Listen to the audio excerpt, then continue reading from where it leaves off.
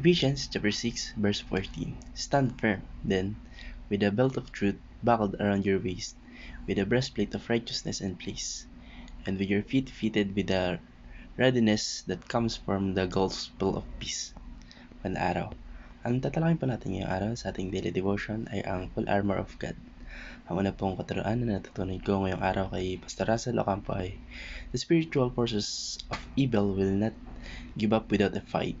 Yung Diablo po ay maraming kaparaanan para hawasakin at pabagsakin tayo sa tsaka para mailayo tayo sa connection natin sa Panginoon Diyos.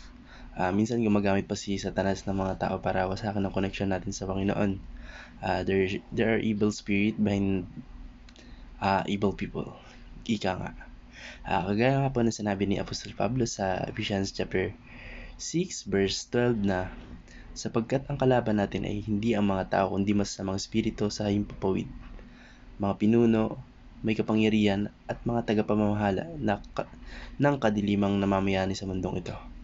Kaya po ang spiritual forces of evil will not give up without a fight. Ano tutunan ko naman po sa pangalawang katuruan ni Pastor Russell Ocampo ay the devil cannot accuse the believers anymore.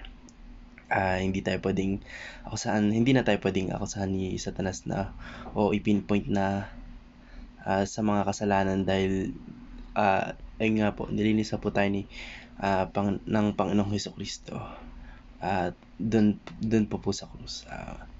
Kagaya nga po ng sabi sa ating talatang Revelation chapter 12 verse 10 na dumating na ang tagapagligtas ng Diyos. Pinamalas na niya ang kanyang lakas bilang hari.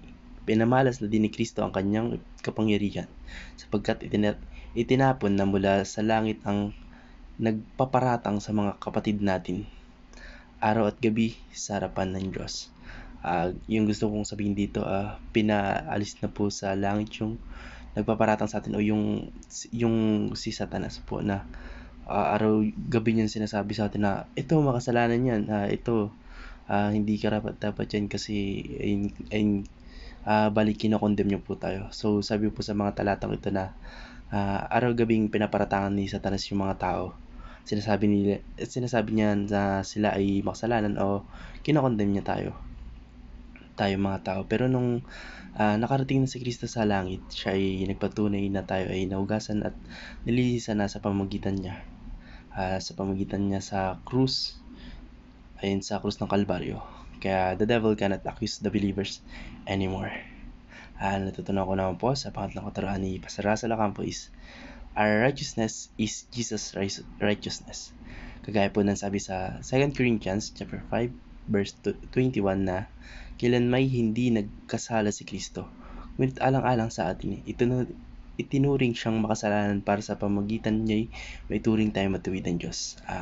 Tayo po itinuring ng matuwid, idinedeklarang matuwid because Jesus died on the cross on our behalf. Kahit hindi po siya makasalanan, naging makasalanan po siya para lang sa ating mga tao. Kaya si Satanas po, bawal na po tayong i-condemn.